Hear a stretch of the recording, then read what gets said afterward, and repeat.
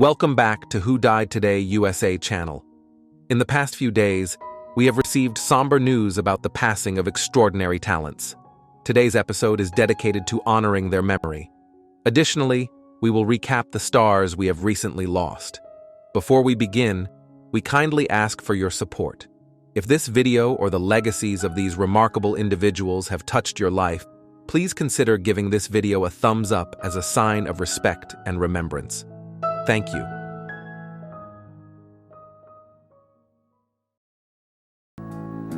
I know somebody must have done him wrong.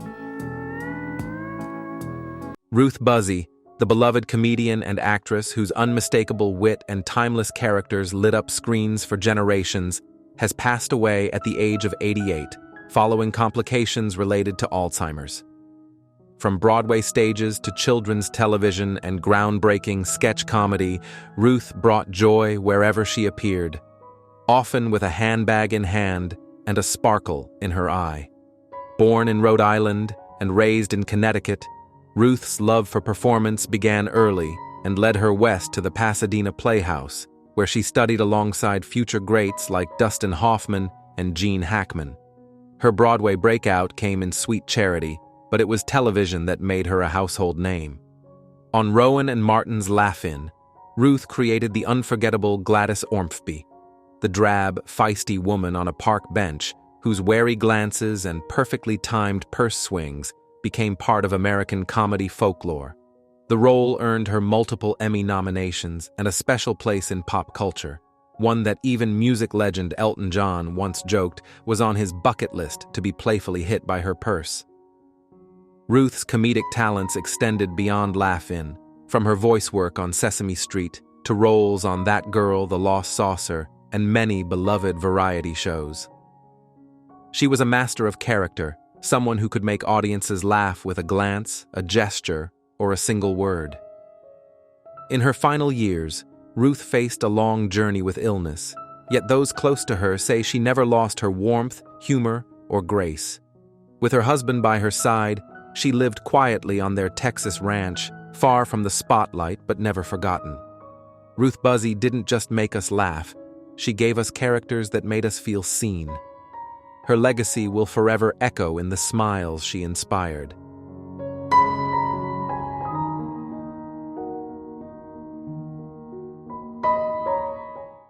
Be the lifeblood coursing through my veins, like a river flowing.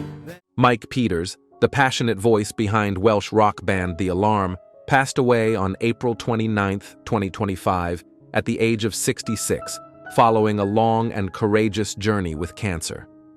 For more than 4 decades, Peters inspired fans around the world, not only with his music, but with the unshakable spirit he carried through every stage of life.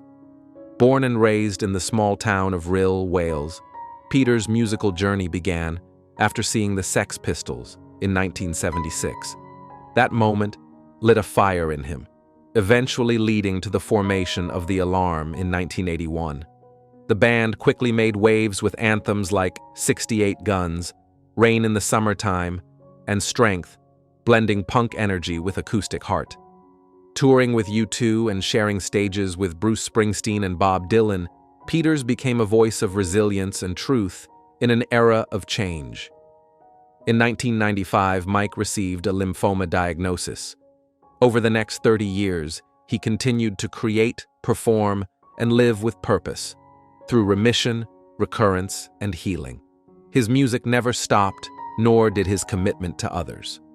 With his wife, Jules, he co-founded the Love, Hope, Strength Foundation, bringing music to mountain summits and hospital wards alike, raising awareness and unity in the face of life's greatest trials. Even as his health declined, Mike's voice rang strong. "I'm still here, still singing, still grateful," he once told fans. That gratitude shaped his songs and his story. Mike Peters gave us more than music. He gave us an example of how to live boldly, love deeply, and never stop climbing. His legacy is a song that won't fade, echoing in every heart he touched.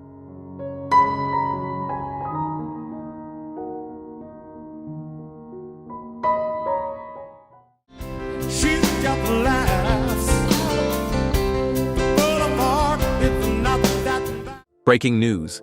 Today we reflect on the extraordinary life and ongoing legacy of one of the most iconic figures in music history, the one and only Elton John. His voice, his piano, and his presence have shaped generations.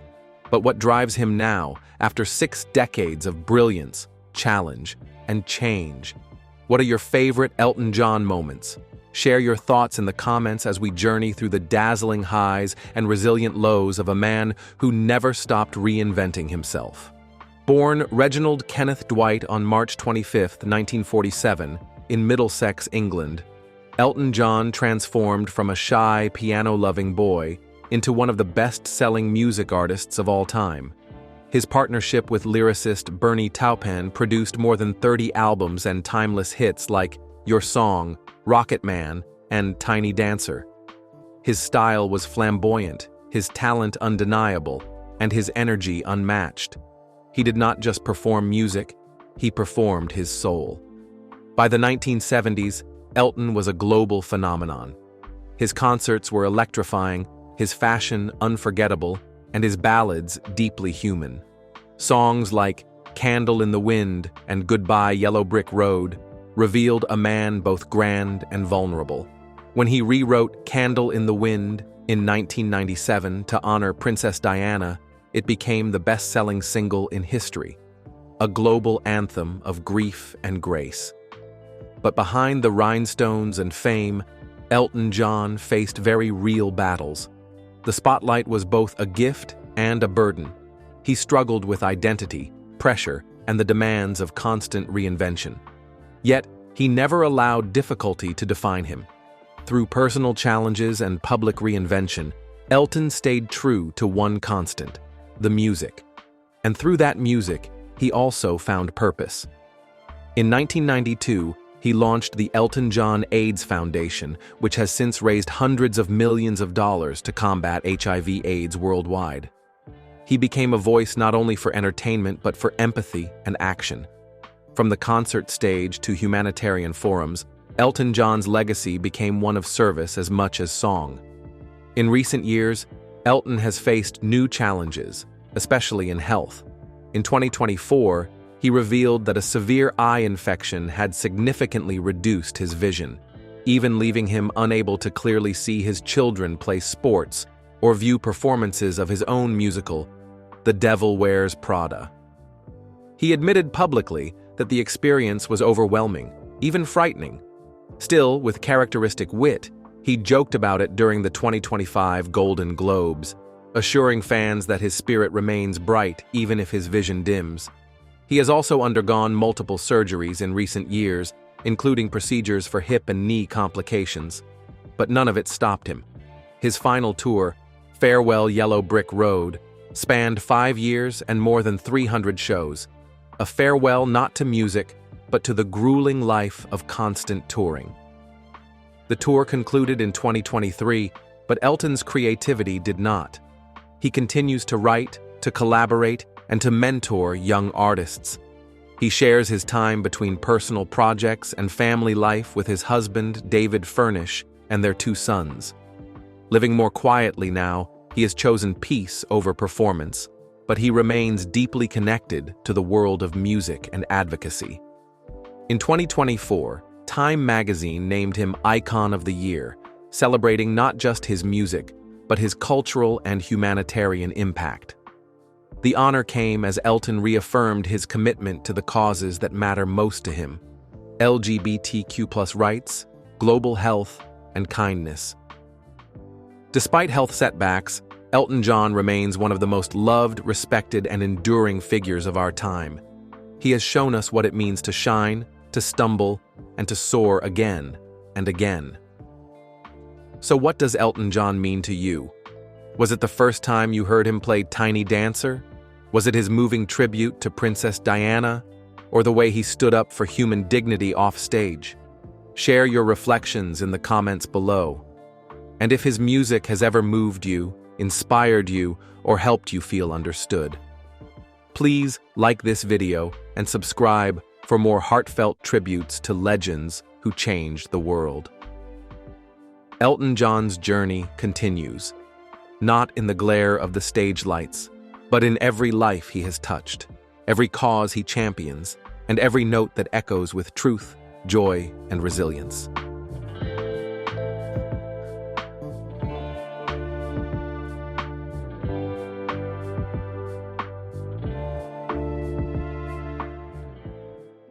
Into your new life. Happy to be here? I'm loving it. I couldn't ask for better people to work with. Does your wife feel the same? Is she happy? Lar Park Lincoln was more than a familiar face on our TV screens. She was a woman of remarkable strength, talent, and resilience. Best remembered for her role as the fiery and complicated Linda Fairgate on Knots Landing, and as Tina Shepard, the telekinetic heroine of Friday the 13th Part 7, Lar brought depth and dimension to characters that could have easily been one-dimensional. She made them unforgettable. Born in Dallas, Texas in 1961, Lar began her career in the 1985 TV film Children of the Night, and from there built a steady path through television and film. Her role in Knots Landing spanned 5 impactful years, where she played a character both loved and loathed, one of the most dynamic in the series. She later stepped into the world of horror, where her performance in Friday the 13th became a cult favorite. But Lar's legacy reached far beyond the screen. After experiencing both personal loss and industry setbacks, including the passing of her husband in 2015 and her own diagnosis with breast cancer, she turned her focus to uplifting others. She founded Actors Audition Studios in Dallas, mentoring young performers and writing the book Get Started, Not Scammed, a guide to navigating the entertainment industry with integrity. Lar also spent nearly 2 decades as a beloved QVC guest and created her own fashion line, the Piper Alexander Collection. Through it all, she remained fiercely committed to inspiring others, on and off camera. Lar Park Lincoln passed on April 22, 2025, following her battle with breast cancer. But her spirit, kind, candid, and unafraid, continues to shine in the many lives she touched. She taught us that strength isn't always loud. Sometimes it looks like grace, perseverance, and the courage to keep showing up.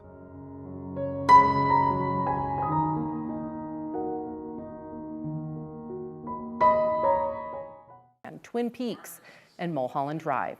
His family did not give a cause of death in the announcement, but Lynch had been public about the effect. David Lynch, the visionary filmmaker who forever changed the way we see dreams, stories, and the spaces in between, passed away on January 16, 2025, at the age of 78 due to complications related to emphysema.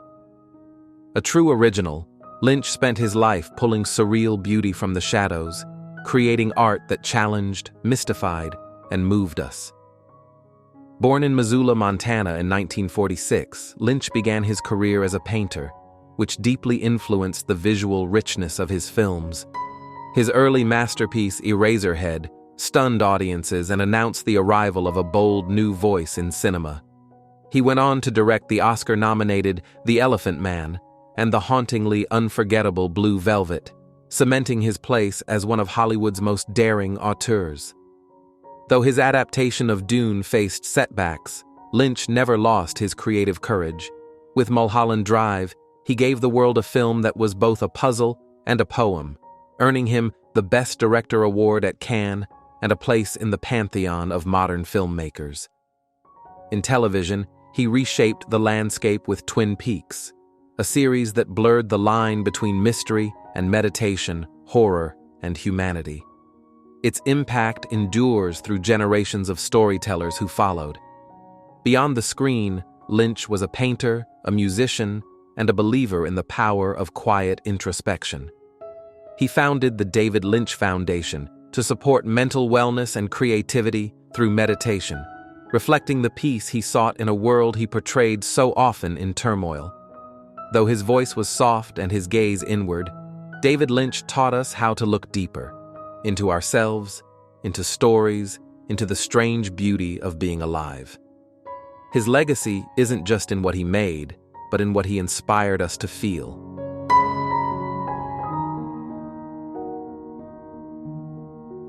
I want him to feel comfortable. I want want them to feel. They just sit there like a bunch of... I want us... Gena Rowlands was a luminous force in American cinema, an actress whose every performance seemed to burn from within.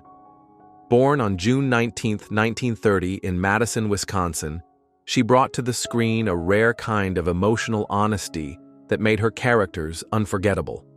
Over a career spanning nearly 7 decades, Rowlands redefined what it meant to portray women on screen.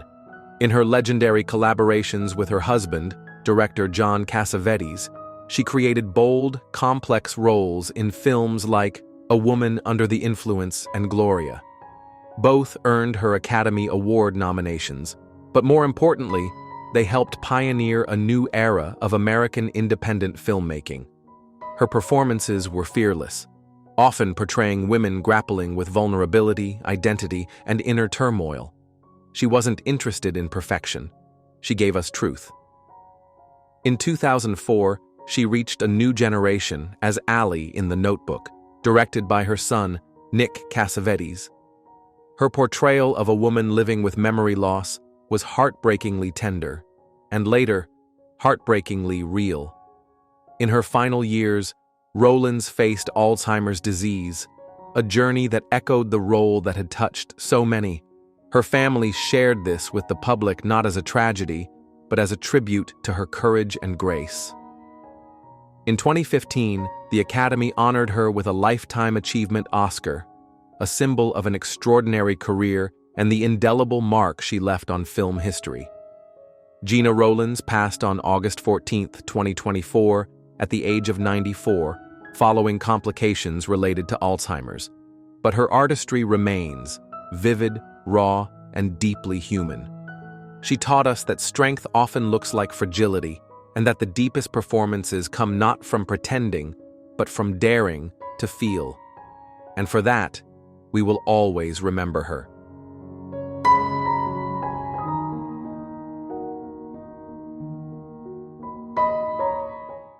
I can't remember a worse December. Just watch. Kathryn Crosby, the graceful actress who charmed audiences in the golden era of Hollywood and later became a symbol of resilience and elegance, passed peacefully on September 20th, 2024, at the age of 90, surrounded by her family. Her passing was due to natural causes at her home in Hillsborough, California. Born Olive Kathryn Grandstaff in West Columbia, Texas, Kathryn began her film career in the early 1950s under the stage name Kathryn Grant. With sparkling eyes and poised charm, she quickly landed roles in memorable classics like The Seventh Voyage of Sinbad, Anatomy of a Murder, and The Big Circus. She shared the screen with stars like Tony Curtis and Jimmy Stewart, leaving a lasting impression with her quiet strength and on-screen grace. In 1957, Kathryn married music legend Bing Crosby, beginning a lifelong partnership that captured the public's imagination. Together, they raised 3 children and shared joyful moments on television holiday specials and in performances that celebrated family and tradition. Their love story, marked by devotion despite a 30-year age gap, remained an enduring Hollywood romance. Outside of show business, Kathryn was a woman of many talents. She became a registered nurse in 1963, hosted a local talk show in Northern California during the 1970s, and later penned her memoir, My Life with Bing. For 16 years, she proudly hosted the Crosby National Golf Tournament, giving back to causes she held dear. Kathryn Crosby's life was one of quiet power, a blend of classic Hollywood charm and everyday courage. Whether on the silver screen, in a hospital, or beside the man she loved, she lived with purpose and grace. And for those who knew her story, she will always remain a portrait of poise, heart, and timeless beauty.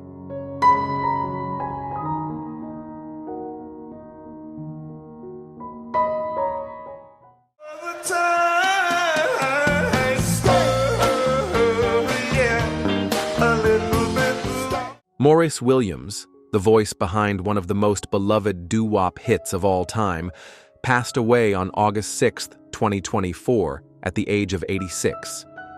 His passing was confirmed by the North Carolina Music Hall of Fame, marking the close of a life that helped shape the golden age of American rhythm and blues.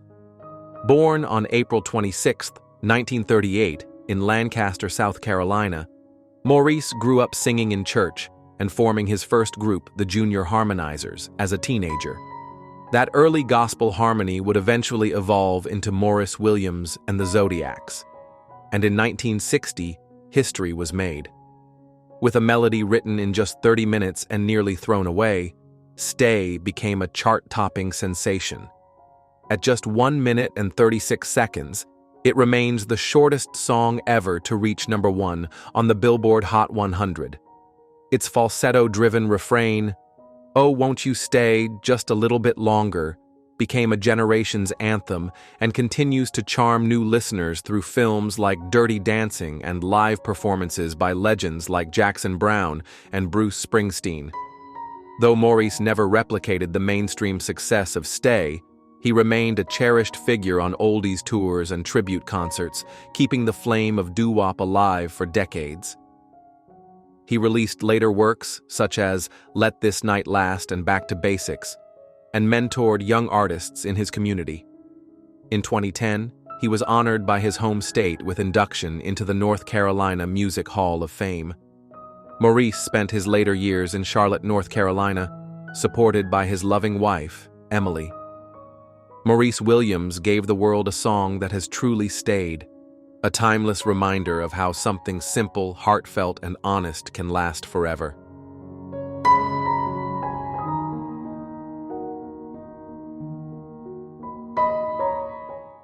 Andy Paley, a beloved composer, producer, and musical visionary, passed away on November 20th, 2024, at the age of 73, following a brief battle with cancer.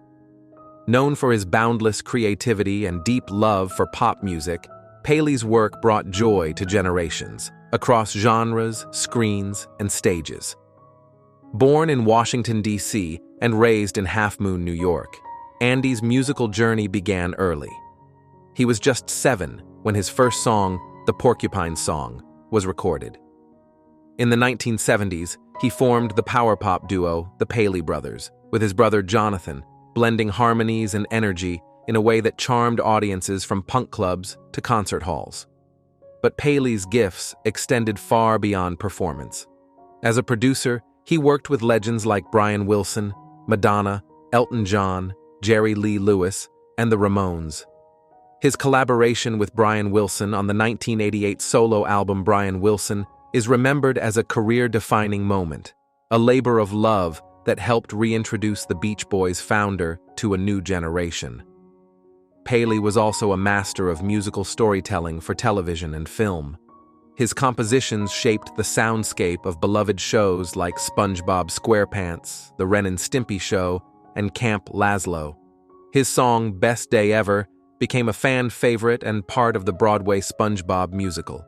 He also performed live with actor Tom Kenny, voice of SpongeBob, in their band Tom Kenny and the High Seas.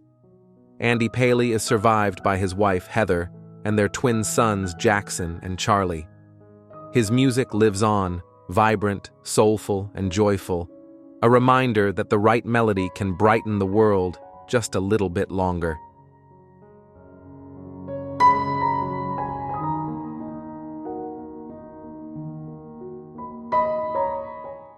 If you've ever felt a horn section lift your spirit or a jazz solo settle into your soul, you may have already heard the voice of George Bohanan, not in words, but in the lyrical tone of his trombone. Born August 7, 1937, in Detroit, Michigan, George Bohanan was a quiet giant in the world of jazz and studio music. He began playing trombone at the age of 8 and would go on to study at Wayne State University and the Detroit Institute of Musical Arts. By the early 1960s, he had become the first trombonist for Motown Records, contributing to legendary recordings by Marvin Gaye, Stevie Wonder, and Diana Ross. But George's artistry wasn't limited to the background. As a soloist and band leader, he released several acclaimed albums, including Boss, Bossa Nova, Blue Phase, and Tribute, each showcasing his warm tone and masterful phrasing. He also spent years alongside Chico Hamilton and collaborated with artists like Frank Sinatra, Miles Davis, and the Clayton Hamilton Jazz Orchestra. In 1968, he relocated to Los Angeles and expanded his career into film and television music, always bringing the same soulfulness to every note. Offstage, he mentored future generations as an assistant professor at UCLA's Herb Alpert School of Music. George Bohanan passed peacefully on November 8, 2024, at the age of 87. Though no specific health issues were widely reported, his long and steady life reflected the grace of his music, enduring, thoughtful, and deeply felt. He leaves behind a legacy of sound, a lifetime of melodies that quietly shaped American music. George didn't seek the spotlight, but his work lit the way for others. His horn may be silent now, but the echo remains, full of beauty and soul.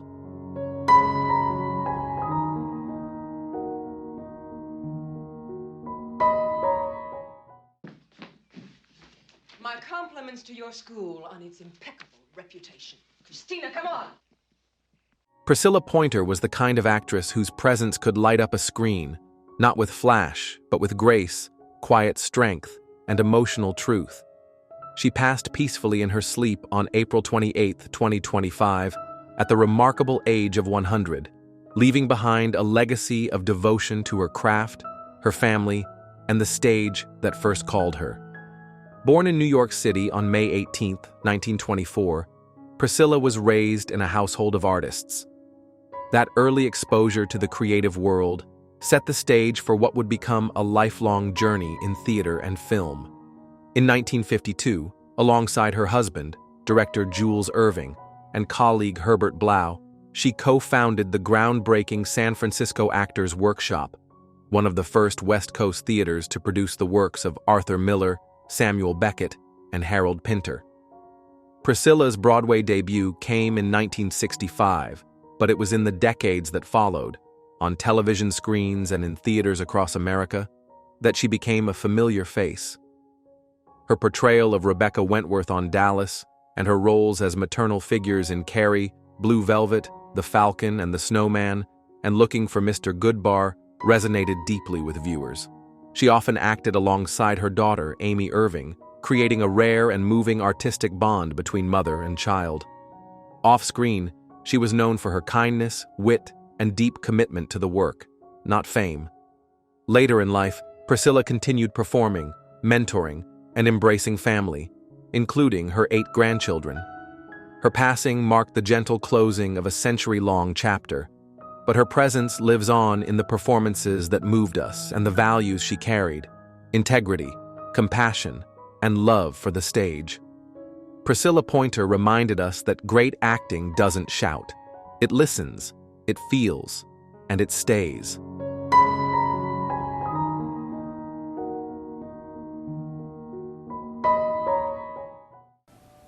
You need to follow it.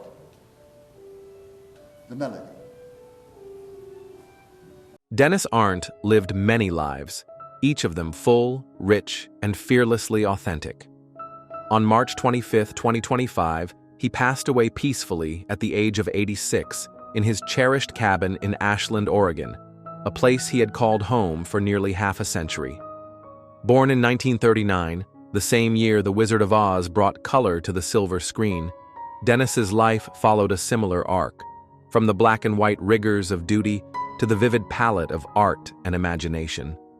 Before the world knew him as an actor, Dennis served as a decorated helicopter pilot in the Vietnam War, receiving 2 Purple Hearts for his bravery. He later flew in the wilds of Alaska, chasing adventure with the same spirit that would one day guide his performances. His acting journey began almost by chance, a friend urging him to audition for a local theater in Seattle. That moment ignited a second calling. Dennis soon joined the Oregon Shakespeare Festival, becoming a fixture on stage in roles that ranged from kings to craftsmen. At age 77, he made his Broadway debut in Heisenberg, a performance that earned him a Tony Award nomination and national acclaim. On screen, he was unforgettable as Lee Thornfill Walker in Basic Instinct, and later as Sergeant Howard in SW8. His career spanned decades, with appearances in Grey's Anatomy, LA Law, Supernatural, The Good Fight, and more.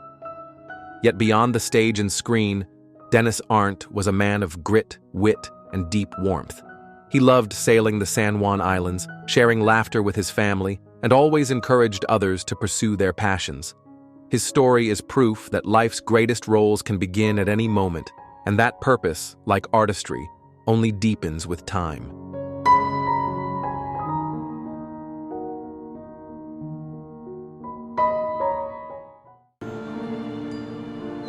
I can hear it now. It was a lot of fun making it. Sophie Nevins was a gentle soul whose early performances left a quiet yet lasting impression on the hearts of many. Born on July 8, 2000 in Burlington, Vermont, Sophie stepped into the world of film at an early age, carrying with her a deep sensitivity and expressive grace that made her stand out, even as a child. She made her film debut in the critically acclaimed Bella, 2006, but it was her role in Margot at the Wedding, 2007, opposite Nicole Kidman, that first drew national attention.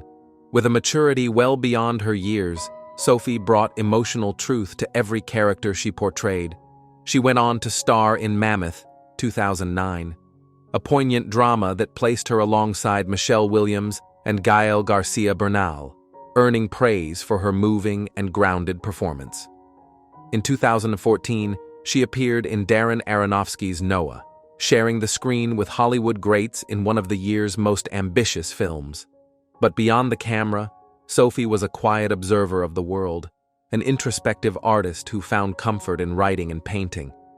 Her family remembers her as creative, deeply empathetic, and wise beyond her years.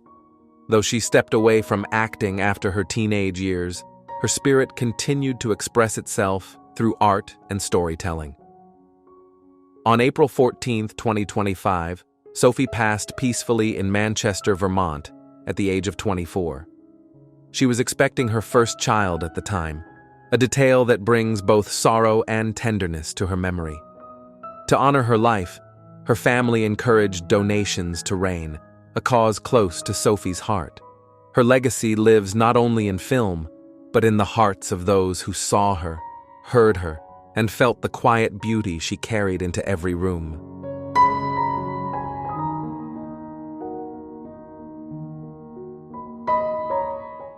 I think as a woman, I feel so much more reserved, and I feel like I have to be a certain way. But as Jiggly, I can be as loud as... Jiggly Caliente, born Bianca Castro Arabejo on November 29, 1980, in San Pedro Laguna, Philippines, was a radiant star who lit up every room with courage, charisma, and compassion. She passed peacefully on April 27, 2025, at the age of 44, following a severe infection that led to the amputation of her right leg. Despite this difficult chapter, she remained surrounded by love, strength, and the gratitude of a community she helped inspire. Raised in Queens, New York, Jiggly's journey was one of transformation. She first captured hearts on Season 4 of RuPaul's Drag Race in 2012, where her wit, authenticity, and vulnerability made her unforgettable. She later returned for All Stars 6 and went on to make history as one of the first openly transgender judges on Drag Race Philippines. Beyond the runway, Jiggly's talent flourished in music and acting. Her hip-hop album THOT Process showcased her lyrical boldness, while her role as Veronica Ferocity in FX's Pose revealed her dramatic depth and her dedication to stories often left untold. Offstage, Jiggly was a fierce advocate for the LGBTQ+ and trans communities, especially those of Asian descent. She used her voice not just to entertain, but to uplift, educate, and empower. Jiggly Caliente was more than a performer. She was a light. She reminded the world that it's not enough to shine. You must also warm the people around you. She did both, brilliantly. She is survived by loving family, friends, and a global community forever changed by her spirit. In the words she once lived by, be real, be bold, and never be afraid to sparkle.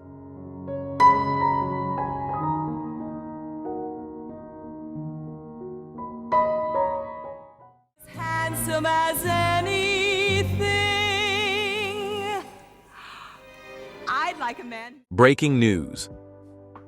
Barbara Eden, the sparkling television icon who once captured hearts as a magical genie in a bottle, is proof that charm, strength, and resilience do not fade with age.